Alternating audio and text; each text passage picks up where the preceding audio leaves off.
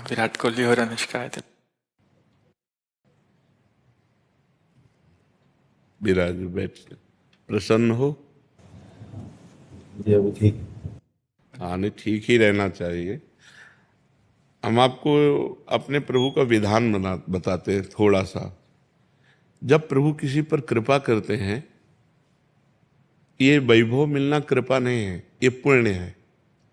पुण्य से एक घोर पापी को भी देखो, पाप करके भी उनका कोई पुण्य है जिससे वो सुकृत पूर्व के सुकृतवश चल रहे हैं, नया पाप है।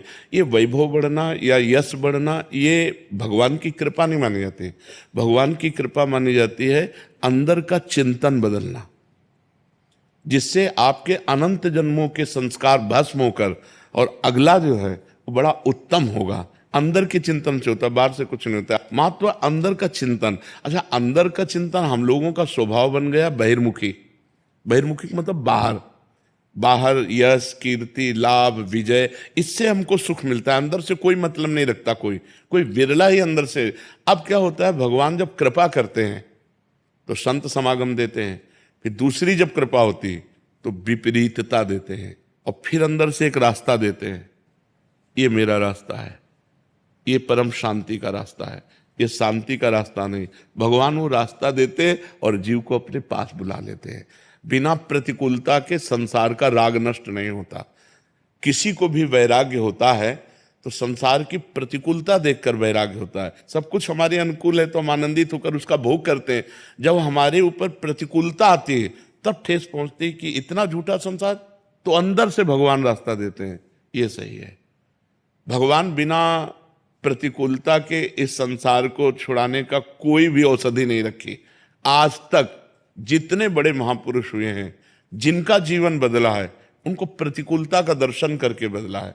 तो कभी प्रतिकूलता आए तो उस समय आनंदित हो कि मेरे ऊपर अब भगवान की कृपा हो रही है, कि मुझे सतमार्ग में चलने की प्रेरणा मिल रही है। अगर सतमार्ग छूटा हो, ये सब तो एक सेकंड के लिए आप विचार कीजिए।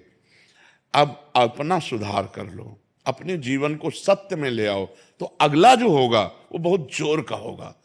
चाहे जन्म हो तो श्रीवान कुलवान धनवान वैभव संपन्न ऐसे, और भक्ति की अनुकूलता, भक्ति की अनुकूलता। खास बात श्रीवान धनवान कुलवान नहीं, खास बात भक्ति की अनुकूलता। अगर इस जन्म में भगवत प्राप्ति नहीं हुई तो भगवान श्री कृष्ण ने गीता में कहा है कि मेरे भक्त का नाश नहीं होता।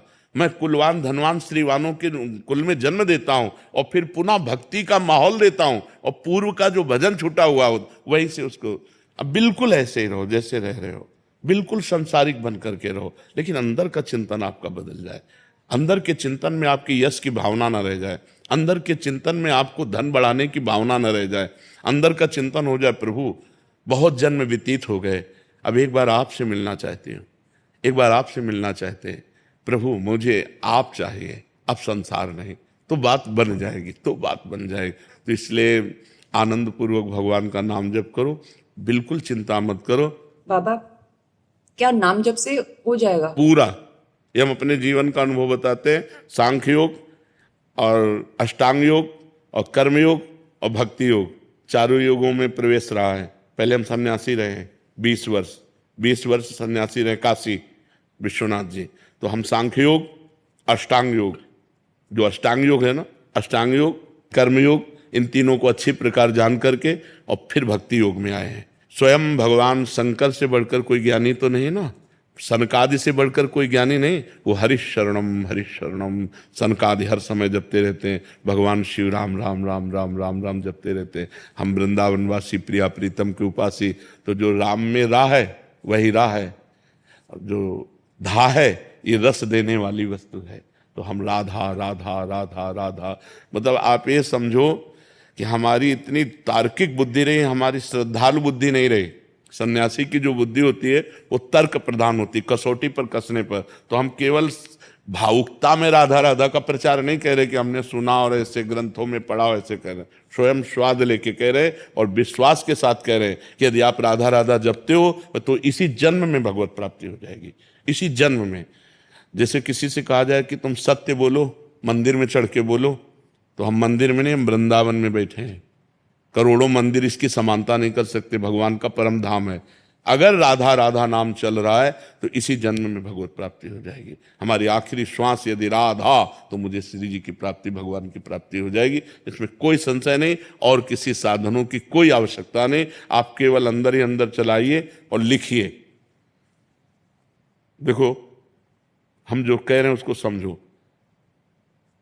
बहुत अधिक नाम जपने की हमें चेष्टा नहीं करनी, कम संख्या हो लेकिन मन लगा करके हो।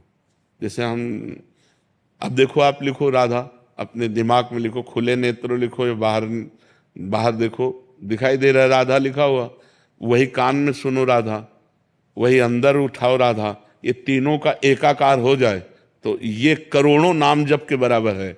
देखो, जैसे हम बोला राधा, ऐसे हम 1000 राधा नाम बोले तो हम बोला राधा, ये उपांशु है, इसे उपांशु कहते हैं।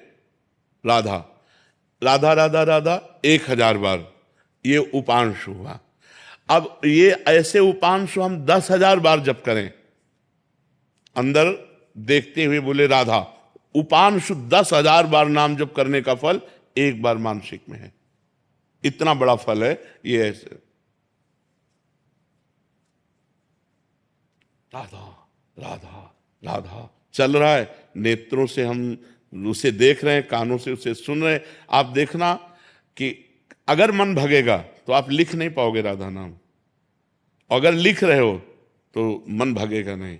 तो चाहे 10 बार लिखो, 100 बार लिखो, लेकिन एक अभ्यास बनाओ ऐसा कि कुछ समय शांति से स्नान आदि करके बैठ गए और राधा राधा लिख रहे हैं, उसी का चिंतन कर रहे हैं। इसे अपना जीवन बना लो, फिर आप परिणाम में खुद देख लेना।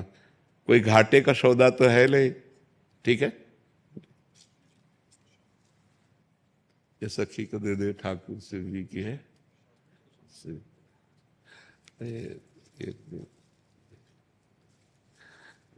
खूब आनंदित रहो, नाम जप